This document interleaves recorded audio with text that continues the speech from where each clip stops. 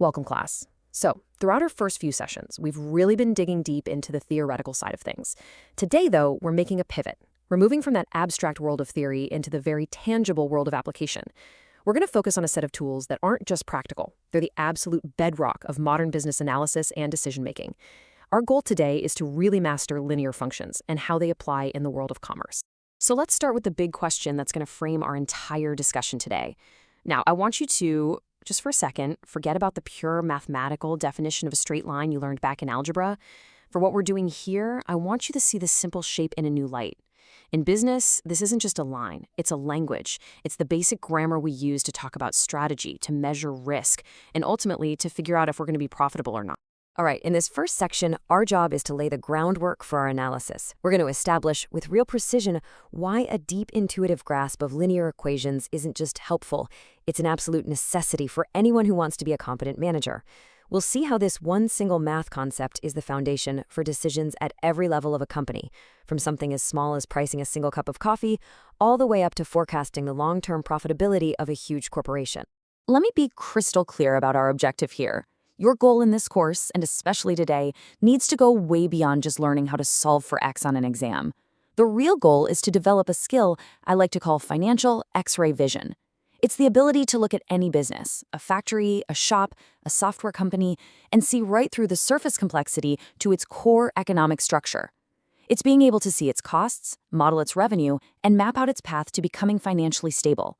That's the linear blueprint we're going to build today. Okay, so let's get into the toolbox. We're going to start by taking apart that core equation that I know you're all familiar with, y equals mx plus b. Our job is to do a translation, to take the abstract language of math variables and turn it into the concrete, real-world language of running a business. These aren't just letters, they are concepts you are going to use over and over again in your careers. We're going to start our analysis on the expense side of the books, and here we introduce the cost function, which we write out as c of x equals mx plus b. Now, don't let its simplicity fool you. This elegant little formula is the fundamental model for understanding every single dollar a company spends. It models the total cost, that's c of x, that a company racks up as a direct result of producing a certain number of units, which we're calling x. Now, let's break this thing down, piece by piece. Okay, please turn your attention to the table on this slide. I like to call this the Rosetta Stone of business math because it's our direct translation guide from abstract math to real-world business. Let's walk through this. First, c of x. In math, we call it the dependent variable, right? Its value depends on another variable. In business, that's your total production cost. Think of it as the bottom line number on your expense report. Next, we have x. That's the independent variable. Its value drives the whole equation.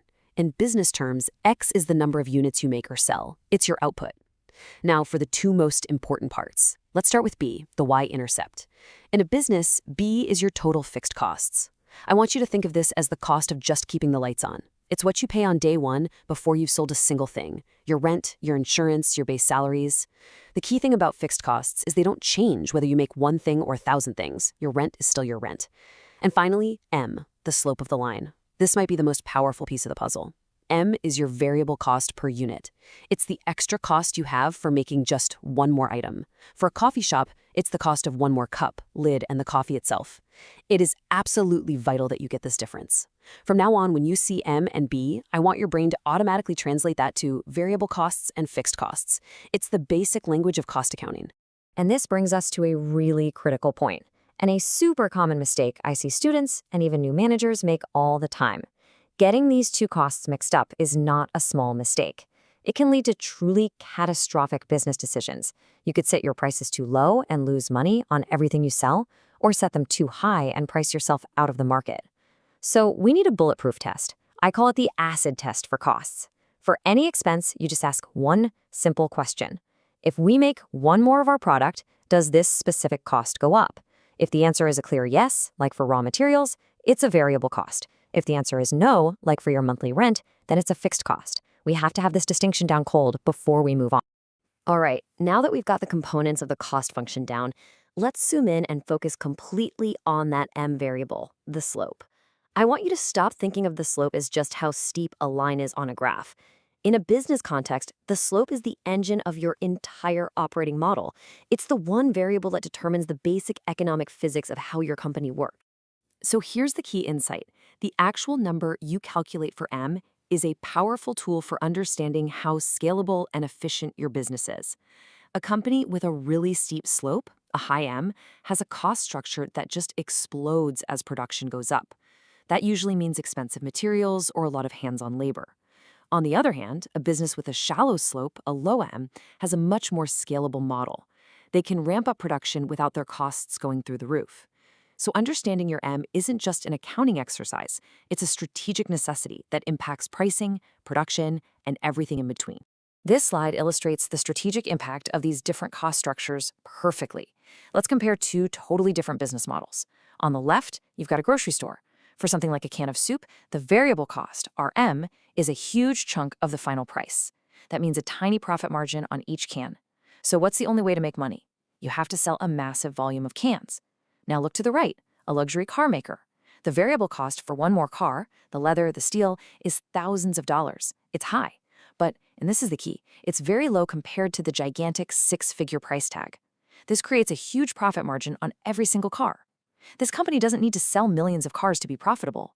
Their model is all about high margins, not high volume, you see? Understanding your M in relation to your price tells you exactly what kind of game you're playing. All right, class, we've spent enough time on theory. Now we get to the fun part, the application. We're going to shift from concepts to actually doing it. For the next few minutes, I want all of you to think of yourselves as entrepreneurs, as the founders of a brand new startup.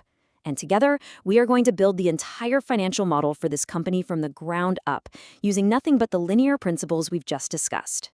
The very first thing you do when building a business model is nail down your fixed costs. Before we make a single product, we have to sign a lease for a workshop, get insurance, maybe hire a manager. Those are our fixed costs. For our company, let's say all of that adds up to $10,000 per month. That number is our B in the cost equation. It's the financial mountain we have to climb every single month just to stay in business, whether we sell anything or not. Okay, next we have to figure out our variable cost per unit. So after doing our homework, analyzing our suppliers and our production line, we've calculated that the direct cost of materials and labor for every single item we make comes out to exactly $2. That number is our slope. That's the M in our equation. And finally, we have to set our price. Based on a ton of market research and checking out the competition, we've decided that the best price for our product is $7 per unit. This sale price, which we'll call P, is the foundation of our whole revenue model. So now, we just assemble the pieces into our cost function. Using the numbers we just defined, we can perfectly model our company's total monthly expenses with this simple function. The total cost, C of X, is equal to our $2 variable cost times the number of units we produce X plus our $10,000 in fixed costs. That's it. That is the complete financial story of our expenses. And the revenue side of our model? Well, that's even simpler. We can model that with our revenue function. Our total revenue, R of X, is just our $7 sale price multiplied by X, the number of units we sell. This linear function represents every single dollar that flows into our company. Okay, let's just pause and take a look at what we've done. We've successfully built two linear functions. We have a complete mathematical model for our costs, C of X, which is all the money going out, and we have a model for our revenue, Rx, which is all the money coming in. So what's the logical and I'd say the most critical next step for any new business?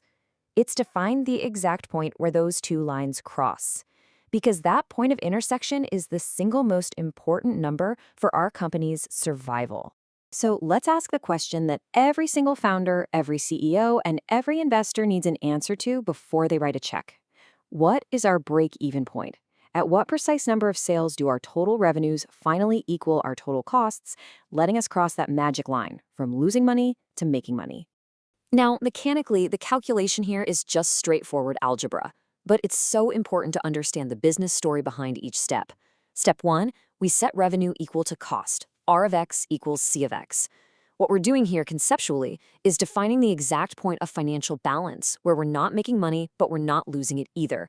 Step 2, we substitute our company's actual numbers into the equation. Our revenue, 7x, is set equal to our costs, 2x plus 10,000.